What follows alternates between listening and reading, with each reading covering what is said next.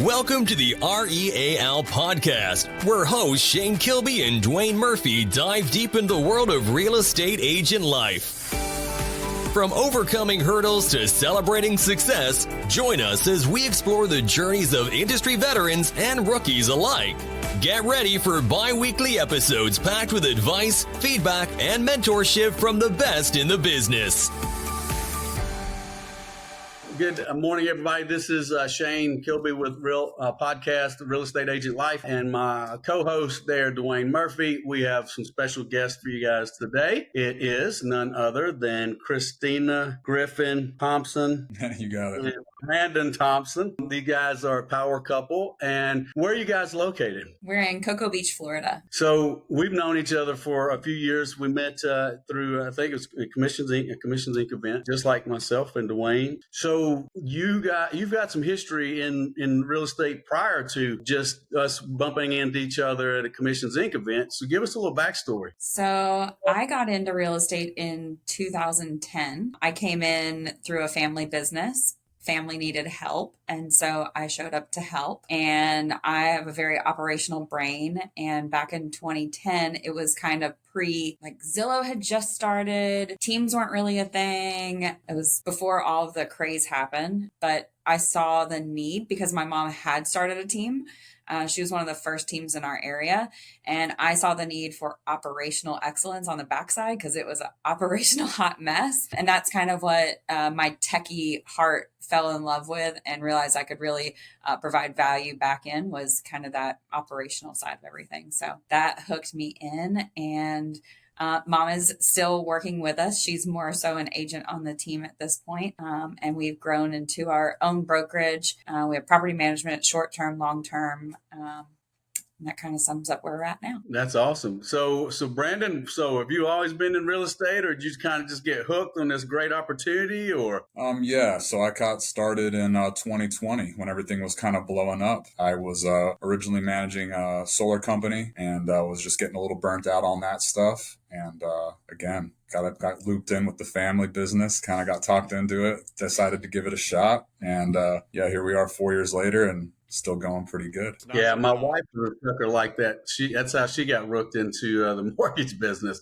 Is we partner with a lot of great vendors, and we were going through vendors pretty hard and heavy because we needed the help, we needed their abilities, and we just couldn't find it. So I guilted her into getting into the mortgage business. It's like, hey, get into the mortgage business. She said, I don't know anything about the mortgage business. That's perfect. Let's go. You can be licensed in a week. Duane, you were saying something. I didn't mean to cut you off. No, that's all right. Commenting on Brandon said he got into it in 2020 and getting burnt out on solar, and then got here's real estate. But it's not like, because y'all been married how long? Married for 5 years. Married for 5. So right. So it's not like he wasn't already like hearing everything real estate, like on every conversation, after hours, during hours. Exactly. Especially here, you take 30 different agent calls and client calls all the time. So it's like he was already involved in real estate before he was real estate. So at that point, when you're so involved as a spouse or significant other on the other side, it's like you might as well just be like, okay, I'm just gonna jump on the other side of the coin. I'm already the psychiatrist and the counselor and the and the wall of reasoning or whatever it may be with all this stuff. So what the hell, right? You might as well just jump in and get involved. Nail it. So you guys, you share a physical fitness journey together too, right? You guys spend a lot of time in that physical fitness space. Talk to us a little bit about that, because like we are that way partially. We end up working out at stuff at the same facility. But we spend so much time together that we sometimes are not working out together. So how is that good for you guys, or is that a challenge, or what? Because I saw y'all busting out some like chin ups the other day. I'm like, damn, like she got me beat. I feel the same way sometimes. I think it's been a really fun journey for us. I mean, I think, just speaking on relationships, that, as you move down time together, you either grow together or grow apart. And this fitness journey that we've been on has definitely been just another corner that we turned and have grown closer together with. And, we got into something that was new to both of us. So we got to be vulnerable in that space together, but like support each other and cheer each other on and help each other out. And so it's a nice support. And then, where we're at today with, that is just having that similar commitment and understanding that like this is a part of our life. It's not like, oh, I have to go do. It's like, no, this is part of our schedule every single day. Like we go and take care of ourselves and then we go and take care of other people. And we're really big on making sure that like our cup is full so that we can go be, they say like be selfish so we can be selfless for the rest of the day. It feels very selfish. That's, I think, one of the biggest things is like we wake up early and we get to go like it's recess. Like we get to go like play with our friends early in the morning. Nothing else is going on. And we go early enough to where you say it all the time, like morning Christina doesn't make decisions. Like you don't decide like, oh, I'm not going to go to the gym today. No, you just roll out of bed and you're half asleep and then you drink your coffee, eat a snack, and then you're in the gym. Yeah. Yeah. That's, so in those who do that, and understand and appreciate the value and the benefit of it. And I think a lot of times, because you guys are probably like us, we try to encourage our staff and our agents, and a lot of times there's some, not necessarily resistance there, but I think a lack of confidence because everybody thinks that, everybody's fit that goes to work out and exercise. It's like, no, it has to become part of not just routine, but a habit. Like you said, rolling out of, bed, wash your face, brush your teeth, coffee, the whole 9 yards. It's like, you got to eat you got to eat the frog. And I find a lot of times that I have, I guess, tiptoed that line of pushing my people to be physically fit to the point. And I don't do this anymore because it cost me some really good talent, but I guess I pushed a little bit too much. So do you guys walk me through that? Like, do you guys encourage your team and agents, or is that part of your core values? Or like, walk me through that. Do you kind of encourage those people to be a part of that physical journey? So I can't say that, we're not the same people we were 5 years ago. So, when we look at like what core values, are laid here and what we work towards, it's all very, customer focused and business focused. But there's definitely been an evolution, I would say, in the last few years where it kind of rubs off on other people when they start to see that like, oh, it's important and like it's okay to take care of yourself. I think we have a really healthy culture here in the staff of, the girls knowing when they need to take time for themselves. And that, I think it hits more than just, being in the gym, but like also like not putting off those important appointments that you have scheduled. And, a lot of people push things off and they feel like, work is so important. I have to go show up. I have to go do. And I want my person to show up whole. And so I think like if somebody's going through something and they need to, go through a phase of, or have a plan of working with a therapist and they need to take, the afternoons at 4 p.m. on 2 days a week. Like I'm very supportive of them taking care of their whole self. And so I think it's created a really cool relationship amongst us of just everybody kind of wanting to take better care of themselves and have that accountability to themselves. It's like Shep says, that applied accountability, I think is really kind of rubs off in the culture more so than, holding somebody to a standard of something. Because I genuinely didn't know where I was going and I feel wonderful. And I want people around me just to feel wonderful. And whatever that journey looks like for them is not going to look like what my journey was. But I'm very encouraging of them taking the time and the space to figure those things out. Because I have people that have been with me for a long time. If I have one of my staff members, I think she's been with me for like 6 or 7 years right now. And like, we're going to go through seasons together. We're going to go through life together. And like, I want her to have all the things that she wants outside of work too.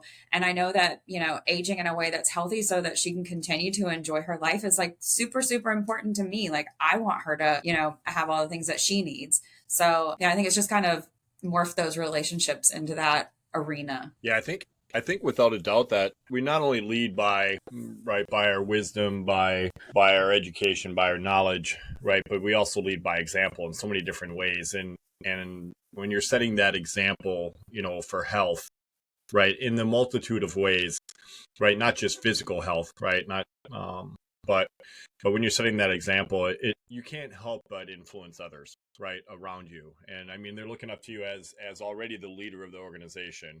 Right. And now they're seeing, what the two of you are pitting into, your bodies and your mind, and right on getting education and going to different events and taking extremely good care of your health and what you're eating, you can't help but have that rub off. I know personally, even in my brokerage, like I just had in the last couple of weeks, and on my journey of getting to be a little healthier and being a little better fitness shape, and from where I was, and ways to go yet, disclaimer, right? But I've had several agents, right, come to me in the last, and even a couple of agents outside of our organization come and ask me questions like, hey, what are you doing? Like, what diet are you on? Or like, what's this, what's that? Like, what's going on? And I even had one yesterday that's like, hey, I just met with my doctor, and he's like, I got some stuff going. And he goes, I know that you kind of watch what you eat and your diet. And he's like,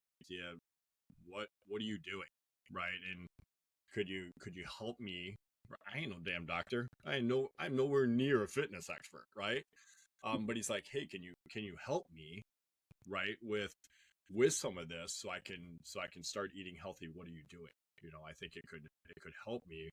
And he had literally just left the doctor, right, that yesterday morning, and his next stop was here at the office to ask me like, hey, what are you doing, and can you help? And I'm like, I'll be more than happy to share with what I'm doing, right? And that's right, that's influence. It's not just that influence on, you probably know how to write a contract with your eyes closed and be able to rock out on a home listing and help them grow their business, and all those other great attributes that you bring to your agents and staff that are that are part of your team or looking to join you. And there's so many more other influences, so kudos to you both. Well, and it's also like how many different, I mean, you can be in the fitness industry, and that's part of your way of life and your profession, but how many different career paths can you incorporate and then be encouraged and influenced, like you said, in a positive way, to not even being,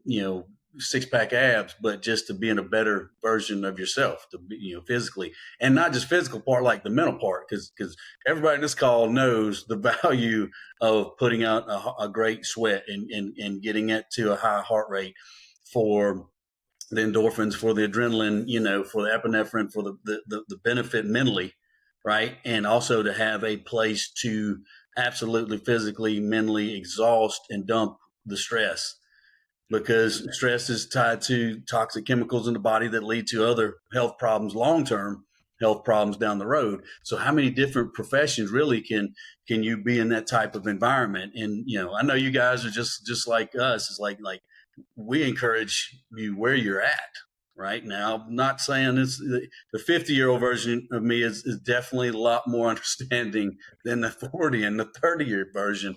Because then I pushed a little too hard, because the focus was everyone wants to be wealthy, right? Well, I needed to redefine that to everyone wants to be successful.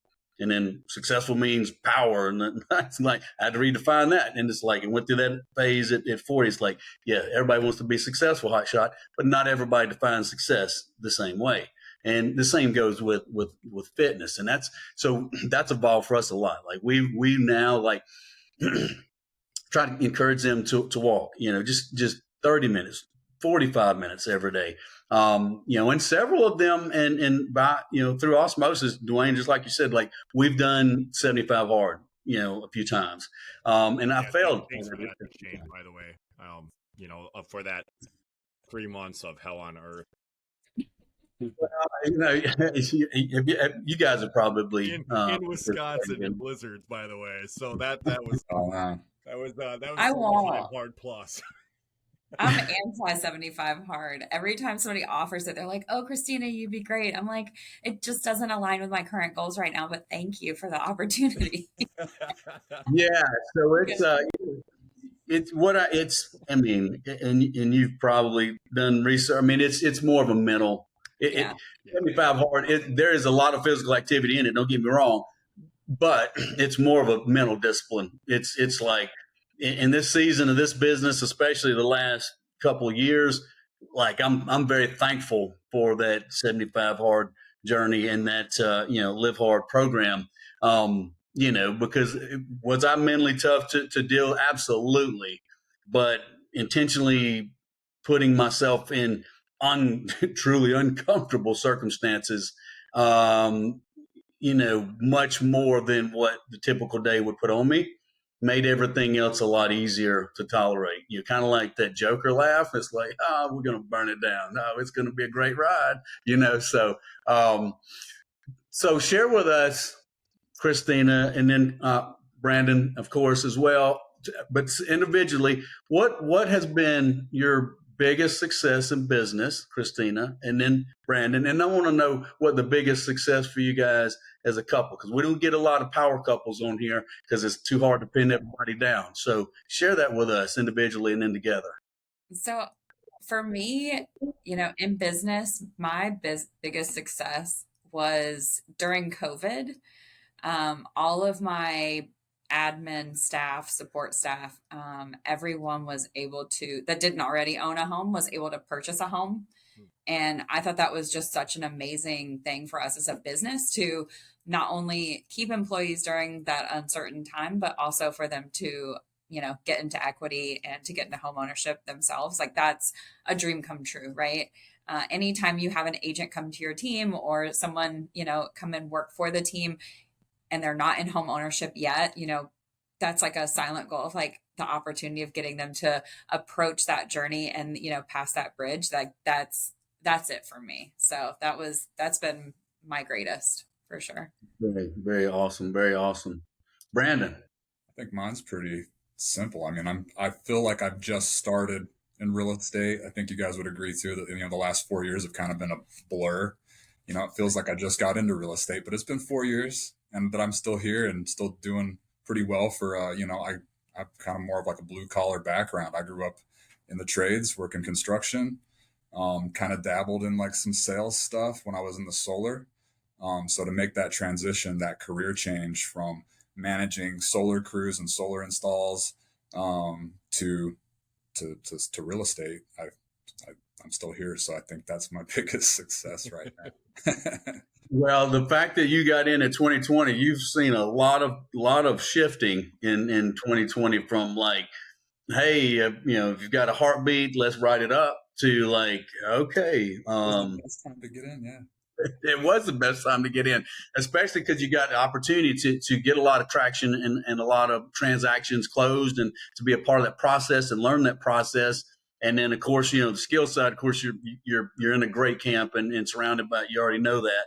That's what you guys are attracted to one another for. But it's been interesting watching. I thought we've been building systems and pillars since 2008 to prepare for the next. I mean, the market shifts 24/7, but the next major corruption shift, evolution of real estate. And the one thing that I didn't account for, because we have real estate school too, one thing I didn't account for was how long it's been since agents were developed and had to learn the art of working with sellers from a true skill set standpoint. And I didn't grab the reins in quick enough on that aspect. Database, pillars, systems, processes, the training, the influence, the development of the agent, all there. But for some reason, I just with all these platforms that they've been so buyer focused. And with the market just, hey, I've got a house to sell, bam, we put it on a contract in 30 minutes. That was something I had to myself to have to start adjusting the sales on. I don't know, Duane, you guys do a lot of listings. We've done a lot of listings, but it was my agents threw me a curveball on that. Yeah. Now, right. I mean, depending upon your market, but now you're having to teach agents, right? They've never had to, or a decent number of them haven't ever had to have a discussion with a seller on why are you not getting an offer, right? Or we need to do a price adjustment, right? And right, or a market adjustment, because I tell them, like, right, never go to a seller and tell them you need to do a price reduction, right? Because your price apparently was wrong, right? We're doing a market adjustment because the market has adjusted since we listed, and we need to catch the market, right, or whatever it may be. So a reposition, and in so many of our agents, right, even my price improvement. Yeah, even my experienced agents, right? You haven't had to have that conversation in 5 years.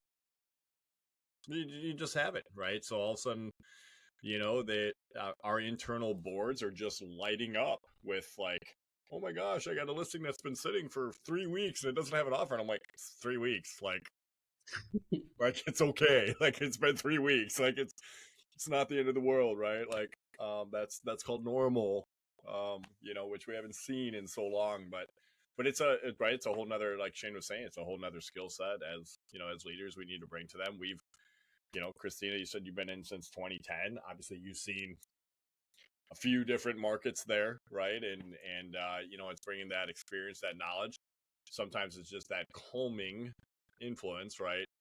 To them to help them through that. But speaking of challenges, and and we're just talking about challenges with listings now, and they're starting to sit a little longer, and who knows, maybe that all changes after today, right? There's market's always fluid and changing, but so the challenge of being married, you both smile, and working together in close confines, right? Doing real estate together. What have been some challenges with that you've had to work through in the last 4 years? Or has it just been a piece of cake and you all love each other every single minute of every day and there's not any issues? Duane, take notes on this. No, I don't know. It's been so great, honestly. She's my best friend. And I was already hearing the work stuff when I was doing other stuff outside of the office when I was doing construction. So I'd kind of get to hear her vent about real estate. And we don't work like super close together. I'm out in the field selling homes and she's in the office doing the operation stuff. So we really don't run into each other too often. When we do, it's great to see her in the office. Yeah, it gave us an opportunity to actually spend more time together because he was waking up at, like 4 a.m. to leave at 5 a.m. to go. And then he'd come home at like 7 p.m. Like sometimes he'd stay overnight. So we actually like each other. I think all the time together has been awesome. I think if you have like, any like contentious relationship where like maybe you don't want to work together and that's fine. But I think it's allowed us to have more time together and we actually really like each other. There's definitely been times though where it's like, at home where, I think we set some boundaries pretty early on. You have to remember, like, my mom is also in this business, so is her partner. So, family trips are like, everybody's on the phone, everybody's in real estate. Like, so it wasn't anything new so much for him to step into, but I think he also was able to see some of the boundaries that me and my mom have created with each other over the years to be able to maintain like a family relationship on top of the business relationship. And so I think there were some like social cues given early on from like witnessing that, because that was much more of a challenge to evolve that relationship. So going into this, like I kind of already had that experience and he was with me for a lot of that. And so I think that kind of helped set us up for success into where we are now. And I also like, we do have some barriers between us. So if a deal goes sideways or something, like we also have a sales team manager involved in the process. And so, if he needs something bounced off, he's usually going to her first versus it coming to me. So we're not as, leaving as much, we've left more space. So there's not as much friction that can occur there. So I think setting it up in a way that has some boundaries around it early on is healthy. Yeah. And I've definitely had like some deals that were getting a little rough and I, didn't have Nicole to talk to because I'm up like 10 p.m. still like trying to figure out and negotiate this deal. And Christina, haven't been in it since, 2010. Yeah. Long time. Has coached other agents through these situations. So she's been great at like just coaching me through like these difficult transactions when it's like super late at night. And it's been pretty awesome.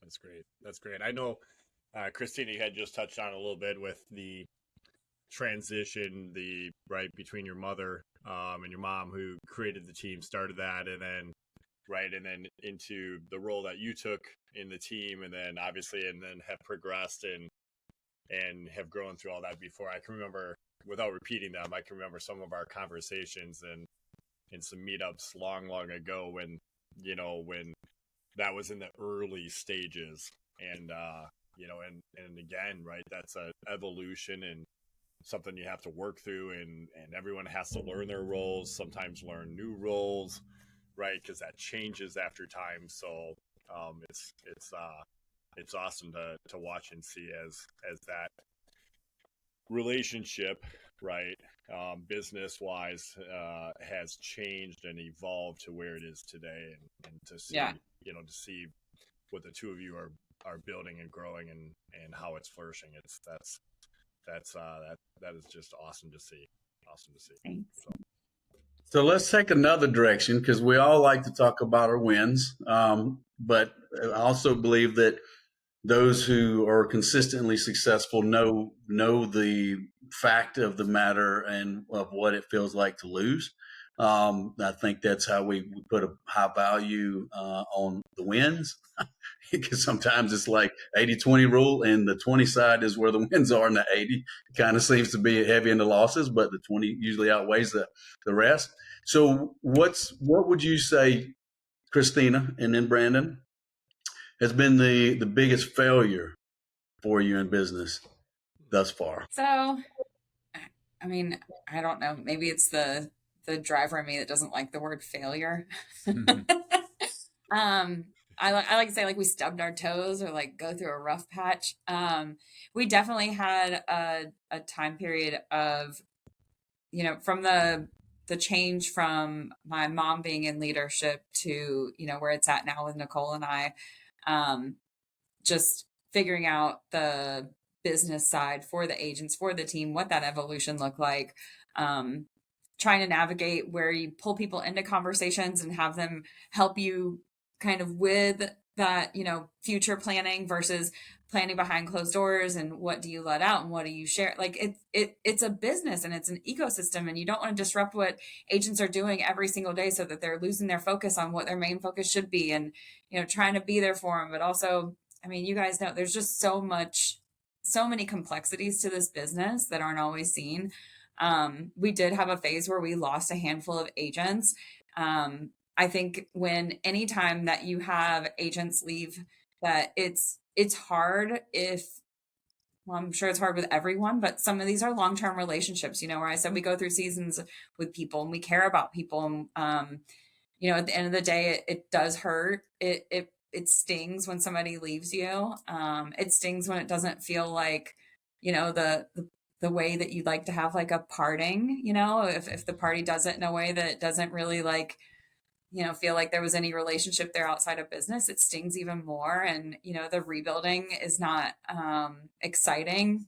In the initial phases, it was kind of like, oh man, what did we do? And then, you kind of get to that, wait a second, hold on. And you have that reality wake up of, people need to be where they want to be. People need to be doing what they want to be doing. You can't force somebody, you can't force a square into a round hole kind of thing. And our systems and processes work. Like, we know what we're doing here. And it was a great opportunity to bring in some new agents and hook them into our system and watch them fly into success. I mean, I have 2 right now that have been with us for less than 30 days, 45 days, that just both got accepted offers. So knowing that, like, we have all the tools here for an agent to be successful, you kind of forget that in the moment of like, oh God, what are we doing? What's happening? Why are people leaving? What is happening? And you just realize it causes some self-reflection, right? I mean, it's like a ton. It's almost, for some of us, single people, right? It is like, well, was it me? Right? Like, looking in the mirror going, okay, well, what, is it this, is it that? And like you said, sometimes it's just, it's growth. It's evolution, right? It's sometimes people are only meant to be part of our story for a chapter, right? Yeah, agree. And some might only be a paragraph, right? But it's, and it hurts, because I know without a doubt that, you can see it, you can feel it in talking on how much you love and care for your people.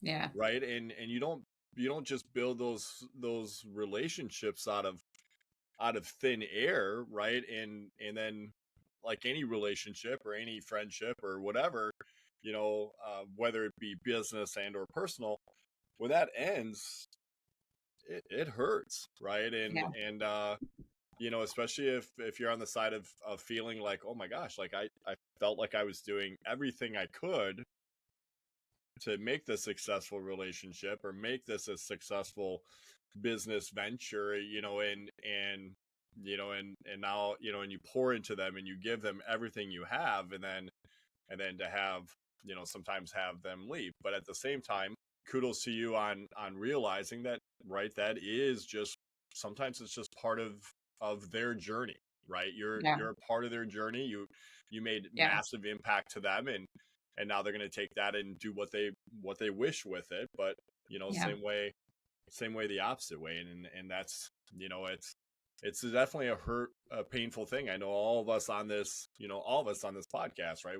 We all pour into our people and love on them, and Shane always has a great thing, like, I love you like Jesus does, right? So, right, it's one of his Shaneisms, right? But sometimes, right, sometimes they leave. Sometimes we have to ask them to leave, right? There's it's business. There's sometimes some painful conversations and times with that, but that's part of growth. And like you said, that also then forced you to a certain degree to go, ooh, okay, we need to go get some more great people, right? And develop some more and train some more people, and now, right, all of a sudden it's, who knows, right? The future, without a doubt, the future is probably going to be even brighter than it was before. And it's taking you down a path that, is probably a path that you needed to get down. I know my path is that way right now. It's one I didn't want to go down, and I know I'm being forced down it. Yeah. And it's part of, right, that's part of our growth as well, right? Yeah. And knowing that we're creating great opportunities for agents to have a great life. Like, I know there's agents in my area that are at the wrong place, right? Like, we all know it. Yeah. And it's now my challenge is, how do I make sure that those people know I'm an option? Like, how do I make sure that these people have heard of us and at least have a conversation of just understanding what all we offer here? Because it's mind blowing, really. If you just want to work as a real estate agent and you haven't ventured on the side of working with a team because of whatever, maybe hallucinations you have about like what, what it's lacking in its positive attributes, it can change your entire life. So we've been on a really big spree of just making sure that people, trying to do better of getting our name out there and letting the local agents know that we are interested in talking to you. We would love to be a part of your interviewing journey if you are looking at other brokerages. And we also help a lot of people find where they should go. That's not always us. Because hanging out with guys like you, we've all talked about our business model, and we all recognize that business models in real estate are so, so different. And so, when we meet somebody who's great and they don't necessarily match, what we have going on here, we can't provide what gets them to the next level. I have 3 or 4 different brokerages in town that I know they'd be a great fit at. So I think well, and it's and I think Cheplack is the one that says this a lot. Season, reason, or a lifetime. The agents and staff and stuff that come through our lives in our businesses, and it does sting. But I think I think a lot of times, I know for me, I want to self-evaluate and ask myself, are they moving on to move up? And if so, I support wherever their journey is headed. I hope that it's for growth, and I want to, instead of locking them out, shutting the door, and turning my back, it's more like the door's always open. Let's, you're going out on a different level with a different liability. Let's have a different conversation, and I'm always here for you. I want to help you get to that next level, because I look at it now. I used to, not always, there was an evolution of wisdom, but I look at that much different in the past in my younger version of me when someone laughed than I do now. So now it's like, I see that as I use it as a testimony, right? It's like when I'm recruiting, or when I'm sitting down with a student, it's in pre-license, or with agents that we have. It's like, look, where do you want to go? Where do you want to be 1, 3, 5, 10 years down the road? Let's get you there, right? If it's the extra income, it's paying this off, it's building a team, having a brokerage, a branch office, whatever. I look at that as, if that individual accomplishes that, then something we've done along the way has been a positive contribution towards that.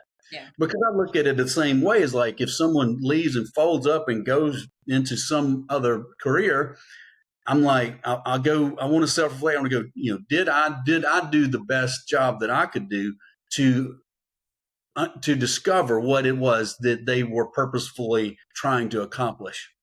Because I don't want them to leave into another career wanting to have made it in this career, and I just didn't spend the quality time with them to find that out and to help them to that trajectory.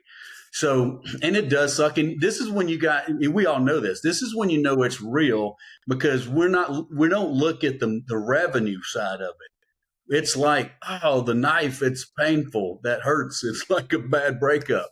And then it's like, oh, it's the revenue, but we're going to make that stuff up anyway. And it does. Like Duane said, a lot of times it makes us, we talk a lot to our people about intentionally being comfortable, being uncomfortable, right? It makes us better. There are a lot of times where there's not much that makes us uncomfortable, because we've been through all of it. So I think at times when we want that next level, we ourselves have to go through that discomfort, because that's one of few things that really puts us in that position with our backs against the wall, right? And I think I look back at our core values, and we've all said it, we've all chanted it, but there's times in our business where we don't really live or drive the bus by our core values. And oftentimes when there is a bad breakup, if you step back and get some quiet space and look at your core values and ask yourself, are those my core values, or do they look good on the wall, right?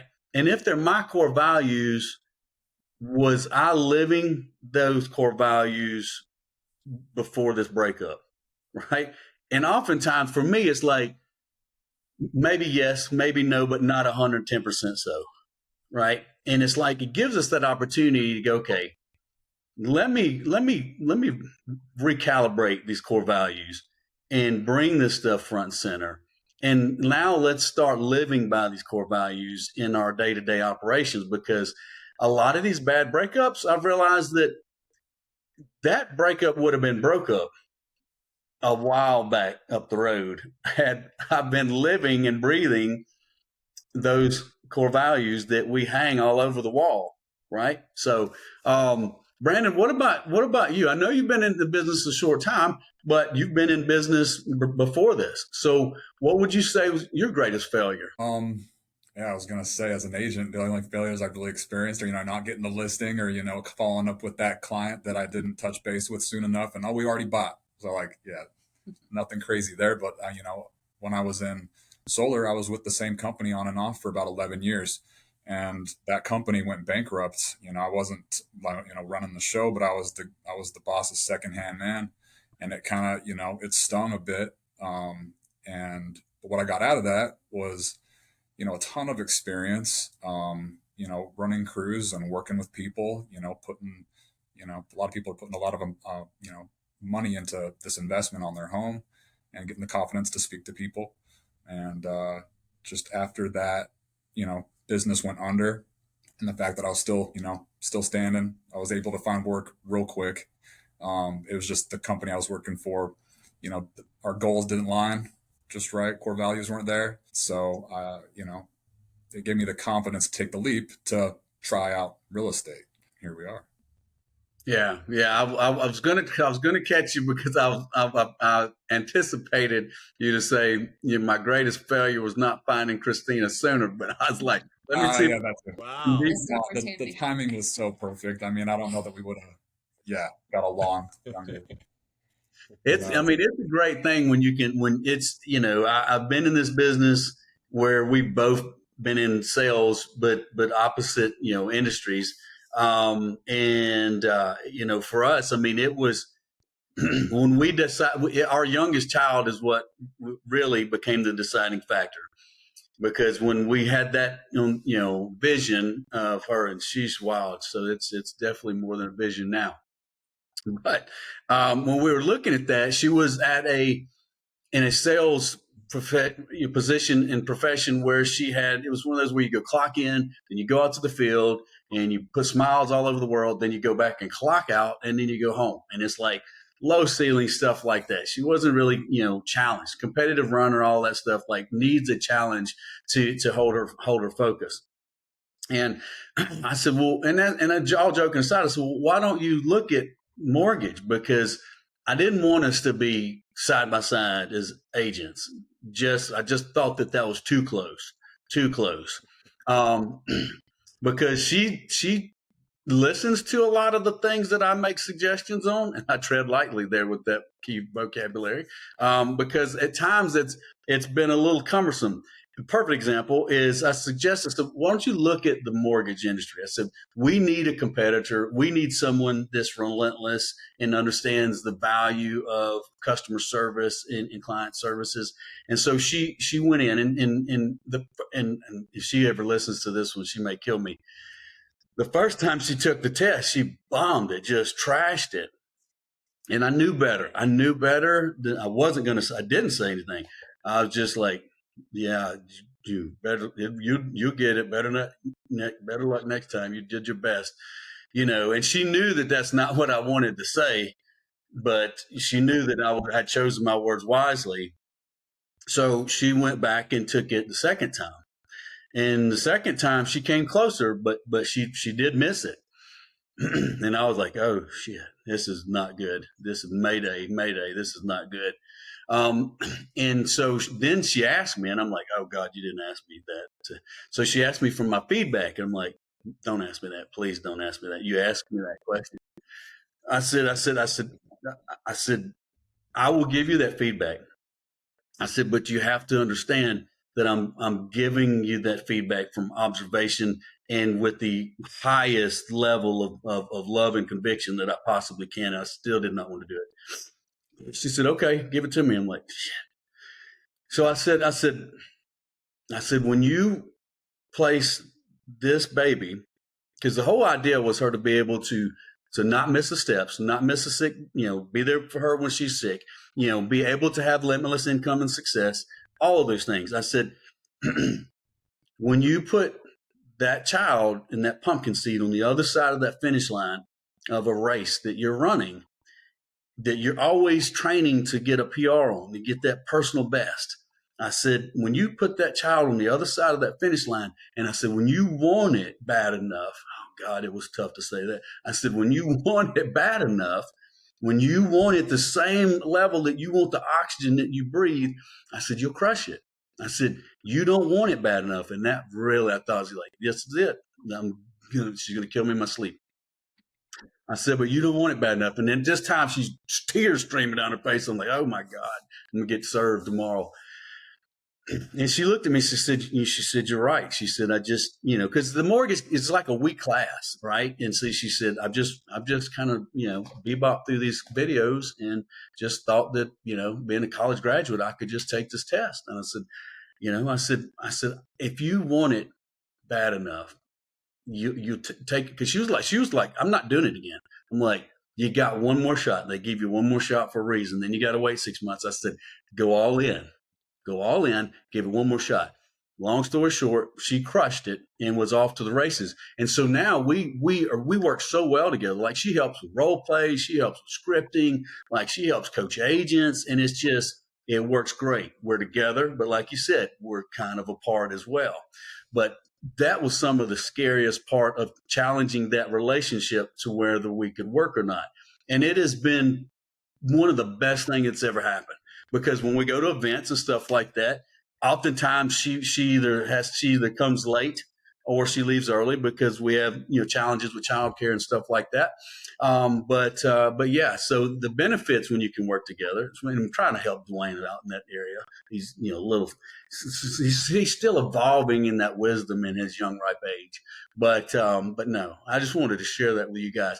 So let's talk about influences. Duane and I talk about this a lot, and we share this in other mastermind groups and stuff like that.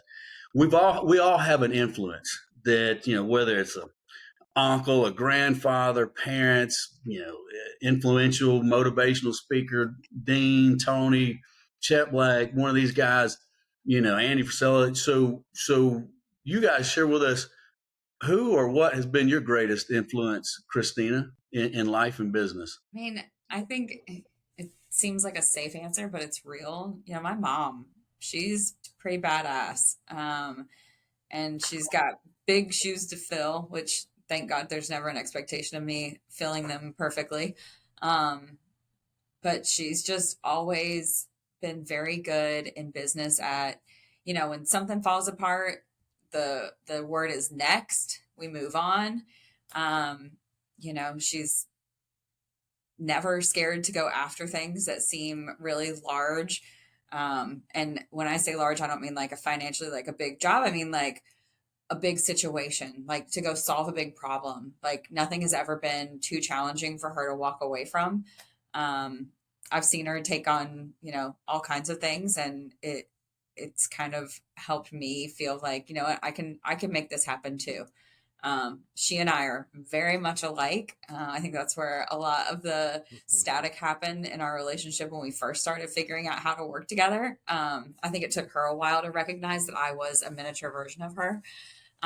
But yeah, I think definitely mom. And then, when I looked for, over the last few years, I've always looked for somebody that spoke more into leadership than it was, there's a lot of opportunity to learn how to sell things and how to, operate, inside the business, but not like on the business. And so I found Shep, years ago, and, I like his delivery. It speaks right to me. I'm very straight to the point. And he also has a huge heart and got a lot of humility to him. He's very humble. He's got that story. He's got that real story, that connection, man. It's like, all these guys mean well. There's some great influencers, but he's a guy that's like, your story may not have ever been as dire or as grim as this guy's, because, and then sometimes like, this guy's never been where I've been, right? This guy's not been through what I've been through, but it's, but Chet Black is like, damn, that dude's got a story. Right. So I'm with you on that. And I remember I met you and your mom together. I think it was in Mexico, is because we were at the Sync event.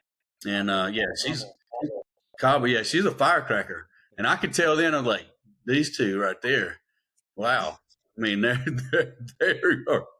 combustible. They're combustible. But you could tell you guys made a powerhouse, and you remind me of my wife and my daughter, because their relationship, when you say that, because I see them like they absolutely at times I'm like, God, your mother's going to kill you in a minute. Just stop talking. Like, because my wife, she's 5 foot or 5'1", and then so the 9-year-old, like, she's getting like eye height, and I'm like, don't go there. I promise you, she's gonna like hover across the room. Don't go there. But then they're inseparable. I mean, they're like two peas in a pod. They're separable. They're already starting to wear each other's clothes. I'm like, that's not going to get any cheaper for me, but still. But they are inseparable, and that's a great testament to your mom, most definitely. Yeah, and I love a good, solid serving of Goggins. I'm very no BS, straightforward, get it done. I got a thing for excuses. When I start hearing them fly out of somebody's mouth, I'm like, oh, they drive you don't know me, son. You don't know me, son. Yeah, who's going to carry the boats? And the logs. Yeah. I love it. That guy's insane. He's awesome. He's awesome. His story is like crazy, painful.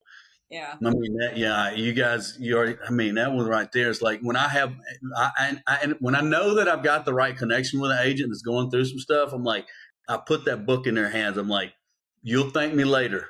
Go grab, don't care how badass you are, go grab a tissue or a towel, right? And go read this one right there. It puts you in you either become more psychotic or you'll become more adaptable to overcome. And it's like listening to him oftentimes, what he says, like your worst day, your most painful day, you're like tapping into 40%. You still have like 60% time. Like, there's no way I have 60% left. It's not possible. But no, great reference. The great reference. You don't hear many females make that statement of David Goggins. The ones that I know that make that reference, they're strong. They're very, very strong females. People, but just females in general, that's usually not their cup of tea. It's usually not their cup of tea. It's usually a Mel Robbins or something. She's awesome. She's absolutely phenomenal. She's great. I've definitely I've read a couple of her books, and she's kind of helped me tap into a little of that softer side. A couple of years ago in Tahoe, Shep talked about like masculine energy and feminine energy, and male and female both holding a certain amount of those. And Mel Robbins helped me with some, I don't know, just softening up, having a little more empathy, a little more social awareness. She's definitely fantastic as well. But yeah, I'm a little hard. But life makes you that way, and it's just like it's hard. One, you can't survive the bumps and the pitfalls in life and in business, especially if you're not tough. I mean, if you're not have some thick skin, because I mean, this business will any business will chew you up and spit you out. Like Brandon, you shared like carrying some of that weight on your shoulders when that company failed because you were in the leadership and part of the leadership of that company. And it's, that's tough. I mean, any of those situations are tough. Like I said, it is tough to lose a listing, right? Or to see that listing go under contract and somebody cheesing with that listing when you're the reason that they put the house on the market to begin with. Like, you went all in, you had your T's crossed, your I's dotted, and they weren't ready. It needed a few more days and something happened. And damn, if you didn't turn around and someone else had that at the right time. So I get that. Surely do. Brandon, share with us one of your greatest influences in your life and business. Getting into the real estate side of things, I had a hard time kind of finding any influence. I was having a hard time listening to a lot of the realtors talking about stuff. I really like Tom Ferry. I just didn't resonate with me. I got into, more of like the fitness side of things and found influence, and motivation there. The Goggins, follow a lot of Hermosi a lot. Just even like all the CrossFitters, just like seeing what was possible. I'm like, oh my God, like these guys, like I probably won't ever get there, but like that is what's possible. And it was, pretty motivating for me on the health and, the nutrition side of things. But Shep Black's mastermind class, that Tahoe, was pretty eye-opening for me. That was my first time meeting Shep Black, and I didn't know his story. It was Alec that I ran into, and he was like, oh, you don't know my dad's story. And he gave me the whole rundown, and I was like, okay, this guy's like, you can relate to him, and then just spending that whole weekend around him. I mean, super, just an awesome guy. Yeah, it was mind blowing. Yeah. He's, you look, if you can wear sleeveless tops and hoodies and $50-$100 ball caps and fill a room like that every week and the investment of these 20-minute coaching calls, like, this guy's he's going to back it up, and if he's going to hold you accountable to it, right? And that's one thing, like, you always feel like that dude's looking over your shoulder. You're like, what? You need a bracelet. Like, what would Shep Black do? What would Shep Black say? So it's, but no, he does resonate with, and because it does hit the fitness part of things and the struggles and the success and then the pitfalls. Because I mean, when he was sharing with us about getting all the restraining orders, of recruiting. I think you're sitting. I think both of you may have been there. He was talking about, yeah, the entire town had filed a restraining order on me. I'm like, that's the level of recruiting I want to be. I want to tell the world that I have had restraining orders filed on me for recruiting too many agents. So that is awesome. Thanks for sharing. So this is that point of the conversation where every guest that we have has a unique piece of value that they want to leave with the listeners and those who consume this podcast at a later point in time.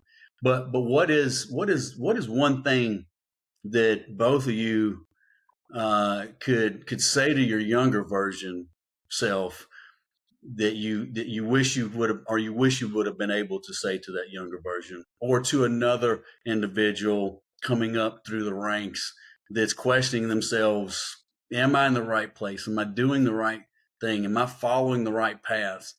What's some key insight that you guys could provide to those people? I think taking care of yourself, and that's mind and body. It's all of it. Taking a class, you're going to learn, right? And whether that's a skill that you wind up going further down with and developing into something bigger, don't be scared to sign up for a class that interests you. Like, regardless of the topic, regardless of what's going on, it can be a part, it's just a little piece in your toolbox, right? It doesn't have to be like, I'm going to pivot my whole entire life and go down this new path because I'm doing this. You could just learn a little bit about yourself and a little bit about what you like and what you don't like and what value you want to provide back to this world. And I think just not being afraid to like pick up a different kind of book that interests you, or listen to a podcast of something you're curious about. Let your mind have those escapes maybe from what your day-to-day responsibilities are or whatever, so that you can just allow your mind to grow. You're never going to fail by pouring back into yourself. It doesn't always have to be this, oh, I'm in real estate, every class I'm going to take is real estate, I'm always going to, it's just going to be in real estate. There's so many other life skills and interests and things that you can put your time into that will pour back into your career naturally. But first and foremost, it's going to pour back into you, and being a whole person is the best way to show up at any time for anybody. Well said. Well said. I wished I would have had that advice coming into this business, and any business that I've ever been a part of. Never heard that advice like that. Consumed it later on, 10 years after, it would have really benefited me the most. It's always a benefit, but absolutely, point on. I think I always felt like if I went and took a class, it meant I was making a decision around my whole life, and you aren't.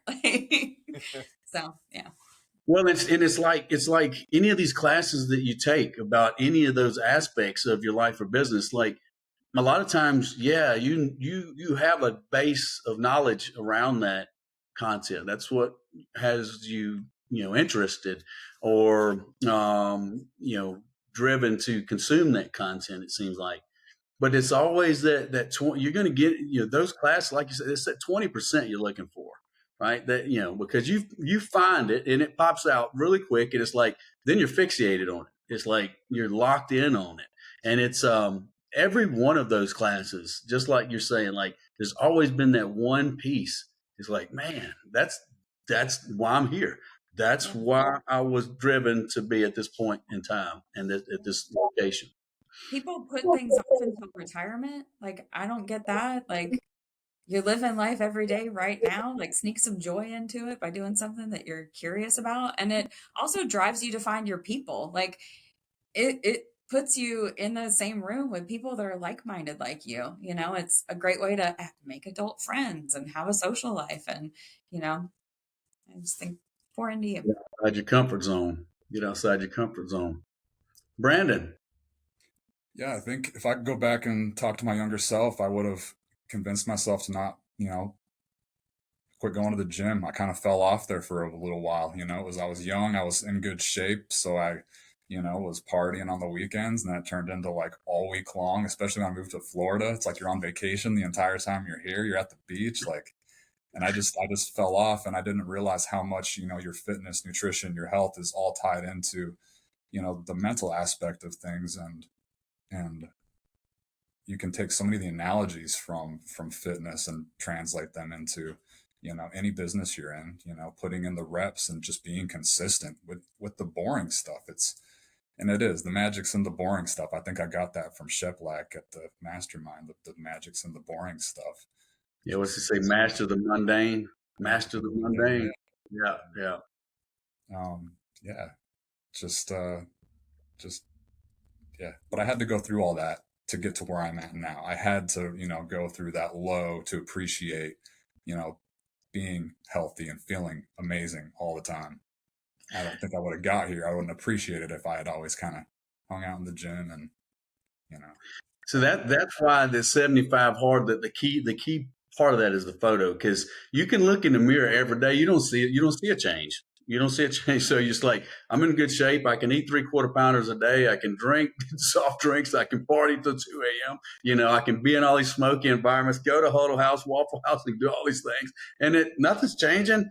But when you look at, one day you looked at a picture, it was 5 years ago, or in 2 years, you're like, damn, what happened? Like, I did not see that. And every time I know I have a mirror, like, what happened? But no. And so that's where, that's one of the magical pieces of that program is the picture, because talking about mastering the mundane, after about 2 weeks, 21 days, 28 days, like, this is, why do I keep doing this?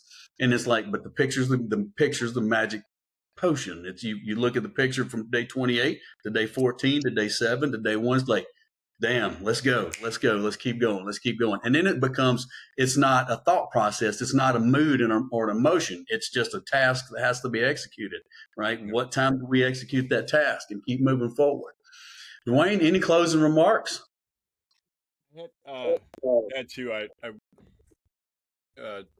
Something that each of you had said separately that really resonated with me. The one with the fitness and the health, and and Brandon, you had mentioned, like, if you could tell your younger self, like, to do it sooner, to stay consistent with it or whatever. I was blessed and or cursed as well with decent fitness and health in my younger years without trying.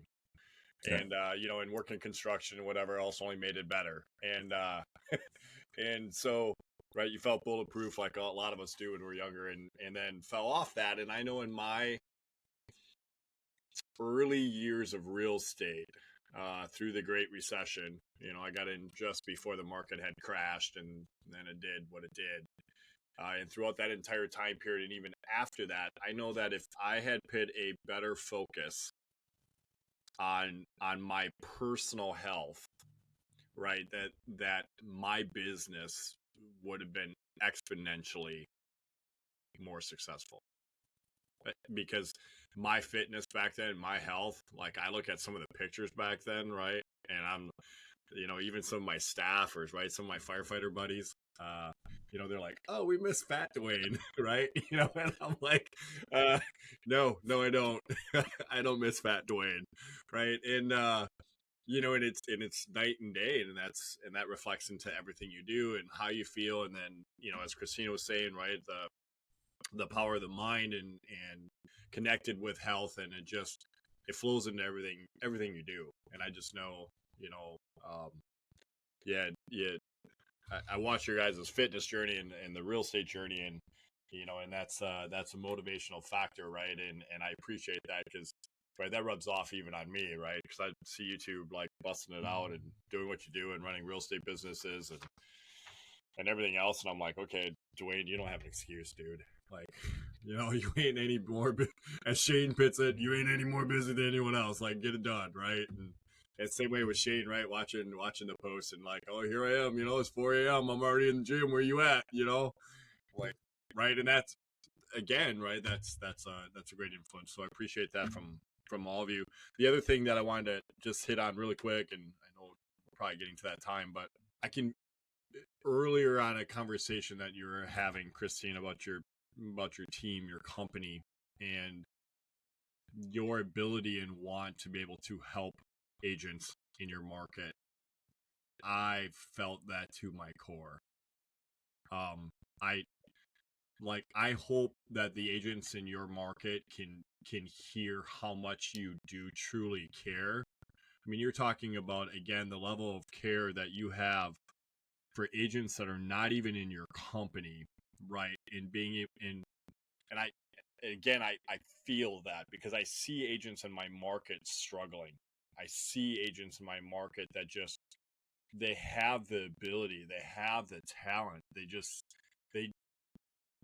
need to be in the right environment. They need to be in the right place that can help mold them, that can give them opportunities that all three of our companies have. And I know it frustrates me and saddens me, and it gives me such a range of emotions when I see that. It's just come here, I can help. I can help you, right? I can't do it for you, but I can help you. And it frustrates me, it saddens me, I just want to bear hug him and put your arms around him and be like, come here, come over here, right? Yeah. We can help you. And you had mentioned that, and again, I hope that this blows up across your entire news feed and throughout your entire market, and that the agents out there that are struggling or want to be even more successful or just want to be in a great environment, a great culture with someone who cares. I hope that they hear that. And I truly, truly hope that they do call the two of you and sit down and talk with you. I think they're doing themselves a disservice if they don't, because that sincerity, the care, that every bit of that that's genuine and it's rare. So keep doing what you're doing. You're going to impact. The two of you are going to impact so many more lives than you're going to ever realize when this is all done. And you're already doing it. But the two of you are going to do it on a whole nother level that you even know today. So honored and blessed to know you, and keep kicking it out. So thanks for that. Thank you. Yeah, it was great connecting with you guys. Thank you so much for hopping on here today with us. It's brought me an immense value. I know it's, Duane shared it. It's brought a great value to him. So we know it's going to bring some great value to some other listeners and stuff out there that listen to this episode and download this episode. So we will go ahead and in respect of your time and everyone else's time listening, we will put a bow on this episode. But in the meantime, all of you guys and gals out there that are listening, please like and subscribe to the podcast. And check out some other episodes that we have. We're always focused to bring great guests just like this that's going to pour into your business, and share some of the success and struggles and what they've had in personal life and business, and hopefully help you grow and develop and be successful on the other side. So with that, ladies and gentlemen, that is a wrap. And we appreciate you so much. I do want to real quick, though, I almost forgot. Christina, if anyone wants to connect for referrals with you guys and gals, or wants to just connect with you on social, or just connect with you as an agent, just to have a conversation just about your operations and stuff, how could they best find you guys? For me, Instagram is probably the best place. My handle is the CTina Show, which I'll give you guys. You can add it in wherever so people can click and find me. Most definitely. Brandon, how can I connect with you? Same here. Instagram. I'm usually on there, scrolling away. Brandon.thompson.realtor. That's my handle. All right. And we will include their social connections into the episode notes and transcript for you guys to be able to have access to that as well. So in the meantime, everyone have a great rest of your day and the rest of your week. And we will talk to you again real soon. Thanks, guys. Thanks. Thank you. Peace. Thanks for joining us on this episode of the R.E.A.L. podcast. Don't forget to connect with us on YouTube, Facebook, Instagram, and TikTok for more exclusive content. Keep striving for success, and we'll see you in the next episode.